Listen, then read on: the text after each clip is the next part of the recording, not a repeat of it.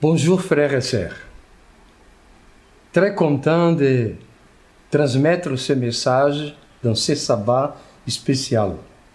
Nous sommes tous à la maison et j'espère que tout le monde ça marche bien, la santé, tout le monde est en train de prendre des précautions pour éviter cette maladie terrible qui s'appelle coronavirus. Avant de vous transmettre ce message, je vous demande d'incliner la tête parce qu'on va prier avant de prêcher. Ok? Prions. Seigneur notre Dieu, notre Père, nous te remercions pour ce sabbat. Un sabbat merveilleux comme est tout sabbat que tu nous donnes. Nous te prions, Seigneur, de venir et de parler directement à chacun de nous à travers ta parole. Et que ta grâce demeure en nous, et que nous puissions à travers ton Saint-Esprit sentir que tu nous parles véritablement à nos cœurs ce sabbat. Nous te prions et nous te demandons au nom de Jésus. Amen. Frères et sœurs, est-ce que la semaine tout a bien passé? Pendant cette période de quarantaine, j'ai réfléchi beaucoup concernant la situation que nous vivons actuellement. Et j'ai préparé un sermon qui a comme titre « Notre délivrance approche ». Et je commence mon sermon de ce matin avec une promesse de Dieu que nous trouvons dans le livre de Jean, chapitre 14, versets 1 à 3. Jean, chapitre 14, versets 1 à 3. Nous lisons. « Que votre cœur ne se trouble point. Croyez en Dieu et croyez en moi. Il y a plusieurs demeures dans la maison de mon Père. Si cela n'était pas, je vous l'aurais dit, je vais vous préparer une place. Et lorsque je m'en serai allé et que je vous aurai préparé une place, je reviendrai et je vous prendrai avec moi, afin que là où je suis, vous y soyez aussi. Voici, mes frères et sœurs, une promesse de Dieu.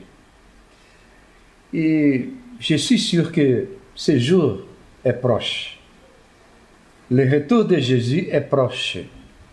Et cette promesse, aujourd'hui, spécialement pendant ces afflictions, l'angoisse que nous vivons actuellement, soit dans notre cœur un message d'espérance pendant ces moments que nous traversons.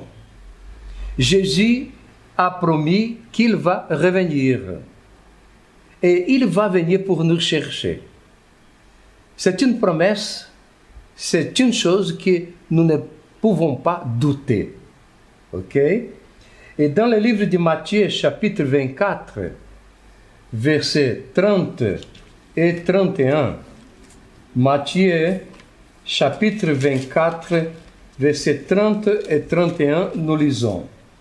Alors, le signe du Fils de l'homme paraîtra dans le ciel. Toutes les tribus de la terre s'y lamenteront et elles verront le Fils de l'homme venant sur les nuées du ciel avec puissance et une grande gloire. Verset 31. Il enverra ses anges avec la trompette retentissante et ils rassembleront les élus des 4 vents, depuis une extrémité des cieux jusqu'à l'autre. Jésus attire notre attention ici pour une chose qui se trouve dans le verset 31. Il va envoyer ses anges et ils vont rassembler les élus. Aujourd'hui, c'est une question que je vous pose. Aujourd'hui, pouvons-nous dire que nous-mêmes, nous sommes parmi les élus, pouvons-nous dire maintenant que notre vie est réglée envers Dieu?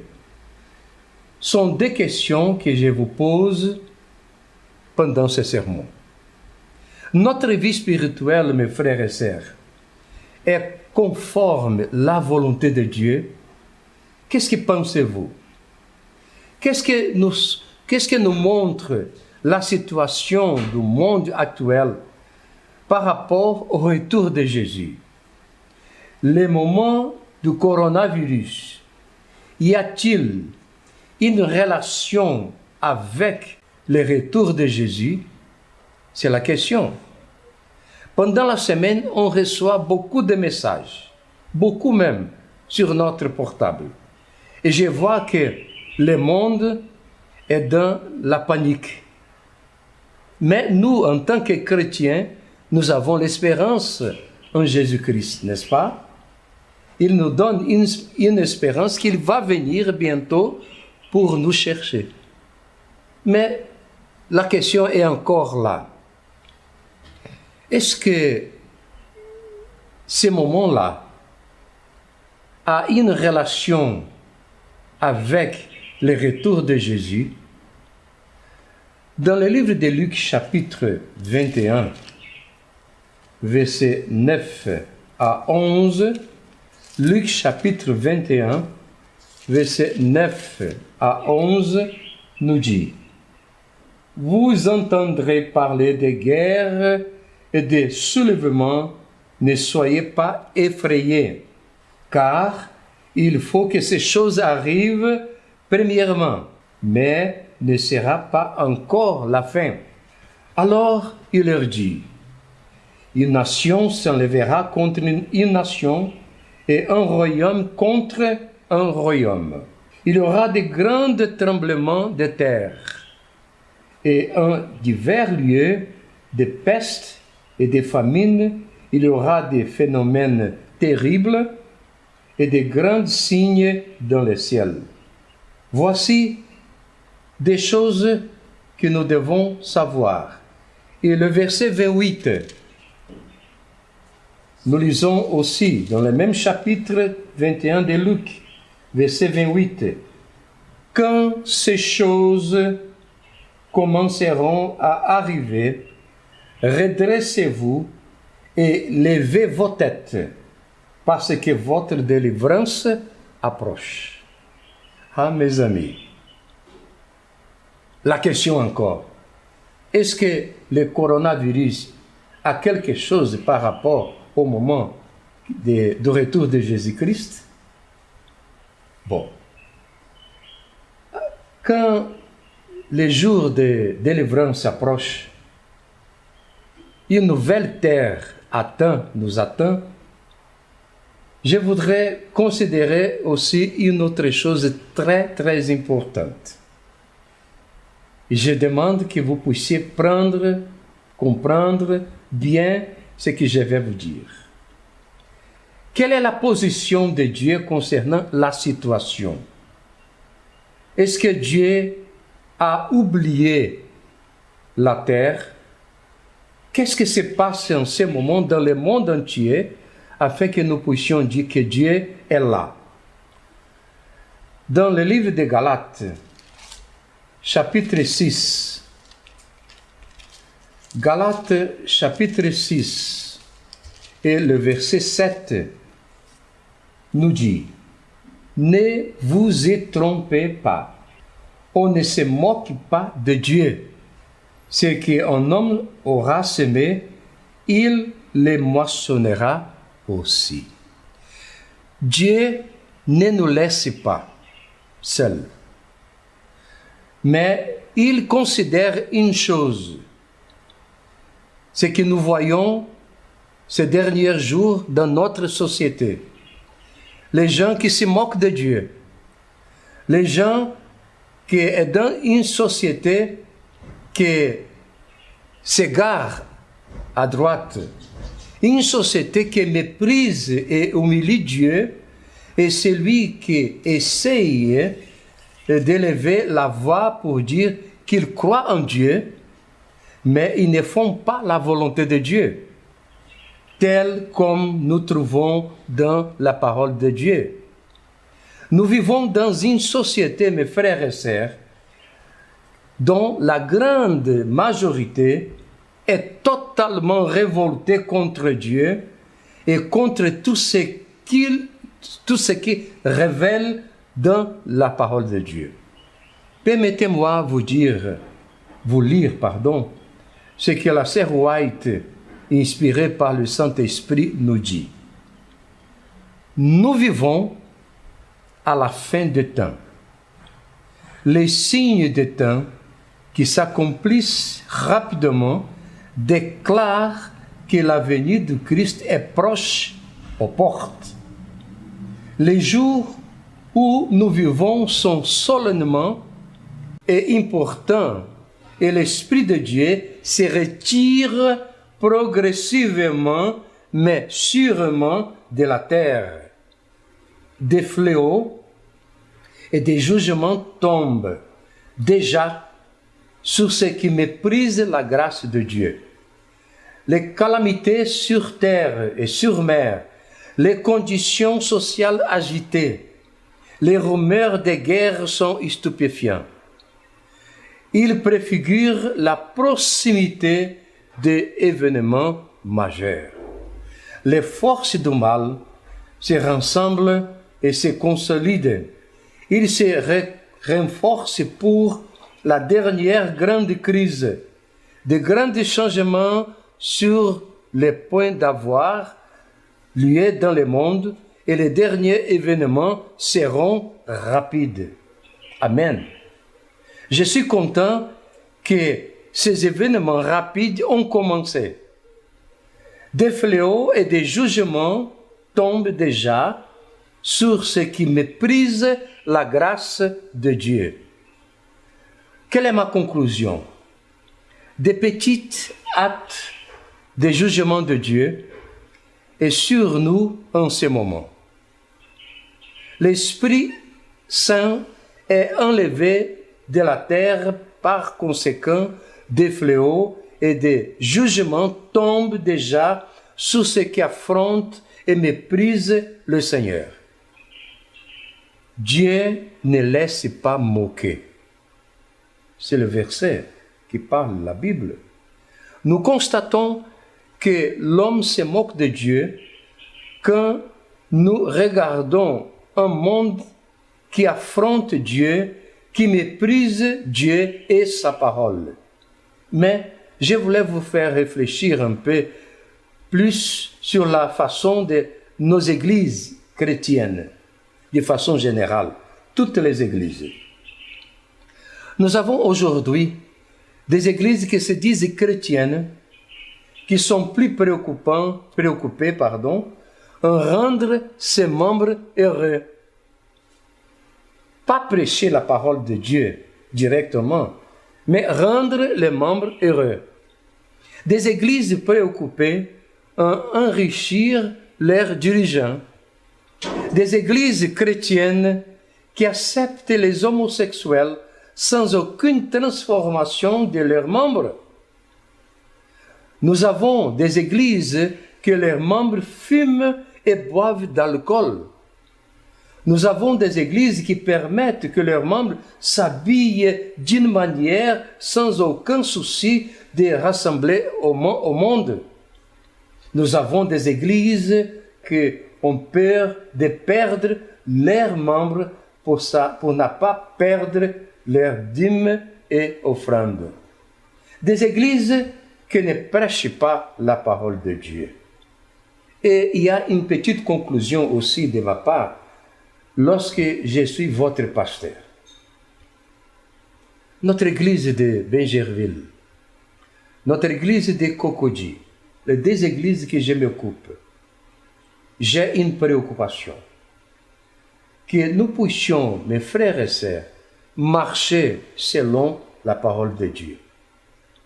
Nous avons une société malade et j'espère que notre église ne soit pas malade aussi.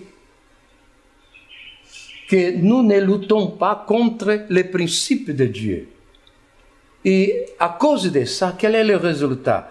Nous regardons que peu à peu, l'Esprit de Dieu se retire de la terre. Et cela montre les petits actes de jugement de la part de Dieu. Le jugement tombe déjà sur la terre, mais n'est pas le jugement final. Et les 7 plaies qui vont encore venir sont des petits actes de jugement envoyés par Dieu pour dire que n'est pas inattentif les affronts qui sont commis ici dans la terre. Dieu nous regarde. Et je vais lire encore quelque chose dans l'esprit des prophéties. C'est un temps d'obscurité spirituelle dans les églises du monde. L'ignorance des choses divines couvrait la vie des hommes. Et les forces du mal gagnent en force. Satan promet à ses collègues de faire un travail qui captivera le monde, alors que l'activité de l'Église n'est pas que partielle. La question que se pose: quel genre de chrétiens nous sommes? Qu'est-ce que je suis en train de faire, mes frères et sœurs, pour me préparer pour aller au ciel, pour être parmi les élus? À notre époque, comme dans l'Antiquité, les vérités vitales de la parole de Dieu sont remplacées par des théories et des spéculations humaines. Et je vois que Dieu, peu à peu, commence à envoyer son jugement. Et quelle est ma situation? Qu'est-ce que je dois faire? C'est repentir. Mon sermon d'aujourd'hui, c'est un sermon d'appel, afin que vous puissiez vraiment être sûr que Jésus est en train de venir pour chercher les élus. Et on va revenir dans le livre de Luc, chapitre 21, et encore le verset 28. Nous avons déjà lu ce verset, mais nous allons encore lire le verset 28 du chapitre 21. Quand ces choses commenceront à arriver, redressez-vous et levez vos têtes, parce que votre délivrance approche. Amen. Je suis content, mes amis, que Dieu est en train de préparer son retour. Vous êtes sûr que votre vie est une vie qui suit les normes de la parole de Dieu? Voulez-vous ce matin dire à Dieu de réserver votre place au ciel?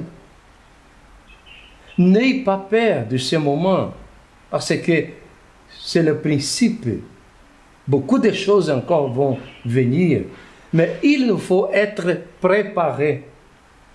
Et si vous êtes prêts pour tourner votre face et à regarder la face de Dieu et accepter son invitation d'habiter avec lui pour toute l'éternité, je vous invite, mes frères et sœurs, vous, dans votre maison, je vous invite ce matin de vous mettre debout où vous êtes maintenant.